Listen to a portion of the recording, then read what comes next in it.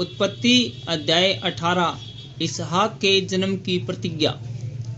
Abraham ममरे के बांज वृक्ष के बीच कड़ी धूप के समय तंबू के द्वार पर बैठा हुआ था। तब यहोवा ने उसे दर्शन दिया। उसने आंख उठाकर दृष्टि की तो क्या देखा कि 3 पुरुष उसके सामने खड़े हैं। जब उसने उन्हें देखा तब वह उनसे भेंट करने के लिए तंबू के द्वार से दौड़ा और भूमि पर गिरकर दंडवत की और कहने लगा, हे प्रभु, यदि मुझ पर तेरी अनुग्रह की दृष्टि है तो मैं विनती करता हूँ कि अपने दास के पास से न जाना। मैं थोड़ा सा जल लाता हूँ और आप अपने पांव धोकर इस वृक्ष के नीचे विश्राम करें। फिर मैं एक टुकड़ा रोटी ले आऊँगा और उससे आप अपने अपने जीव को तृप्त करें, तब उसके पश्चात आगे बढ़ें, क्योंकि आप अपने दास के पास इसीलिए पधारे हैं।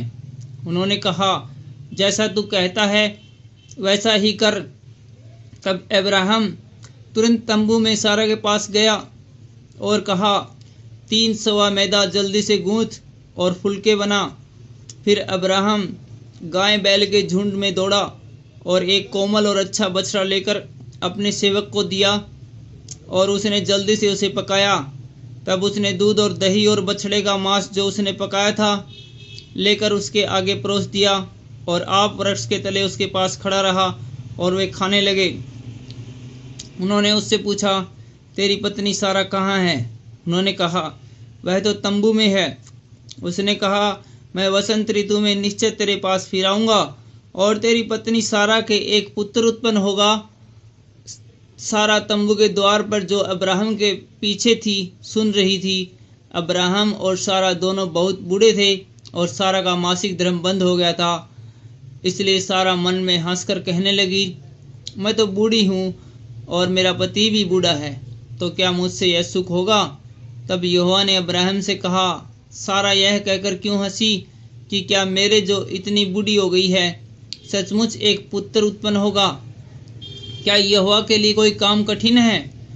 नियत समय में अर्थात वसंत ऋतु में मैं तेरे पास फिर आऊँगा और सारा के पुत्र उत्पन्न होगा। तब सारा डर के मारे यह कहकर मुकर गई, मैं नहीं हंसी। उसने कहा, नहीं, तू हंसी तो थी। सदोम आदि नगरों के विनाश का वर्णन। फिर वे पुरुष वहां से चले और सदोम की ओर दृष्टि की और अब्राहम उन्हें विदा करने के लिए उनके संग संग चला। तब यहोवा ने कहा, यह जो मैं करता हूँ उसे क्या अब्राहम से छिपा रखूँ? अब्राहम से तो निश्चय एक बड़ी और सामर्थी जाति उपजेगी और पृथ्वी की सारी जातियाँ उसके द्वारा आशीष पाएंगी, क्योंकि मैं जानता हूँ कि वह अपने पुत्रों और परिवार को जो उसके पीछे रह जाएंगे आज्ञा देगा कि वे यहोवा के मार्ग में अटल बने रहें और धर्म और न्याय करते रहे, ताकि जो कुछ यहोवा ने अब्राहम के विषय में कहा है उसे पूरा करे।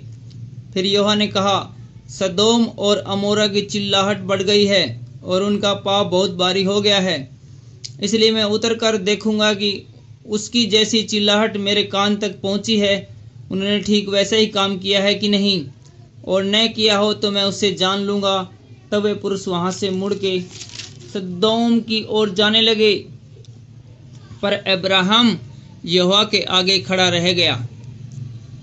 तब अब्राहम उसके समीप जाकर कहने लगा, क्या तू सचमुच दुष्ट के संग धर्मी का विनाश करेगा?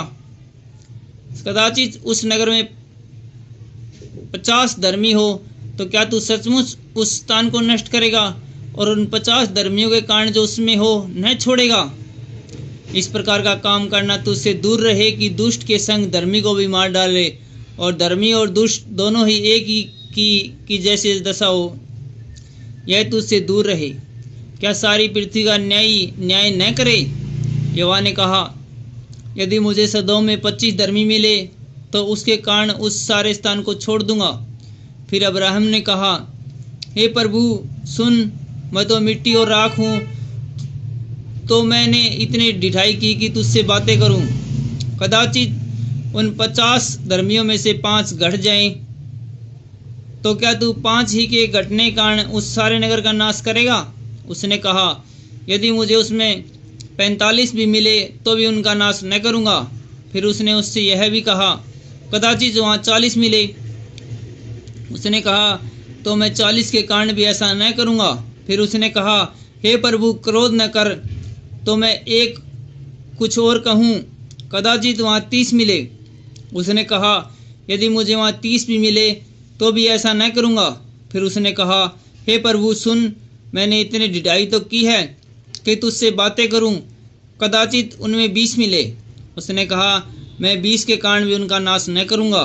फिर उसने कहा, हे प्रभु, क्रोध न कर, मैं एक ही बार और कहूँगा, कदाचित उसमें 10 मिले। उसने कहा, तो मैं 10 के कारण भी उसका नाश न करूँगा। जब यहोवा अब्राहम से बातें कर चुका तब चला गया और अब्राहम अपने घर को लौट गया। Thank you.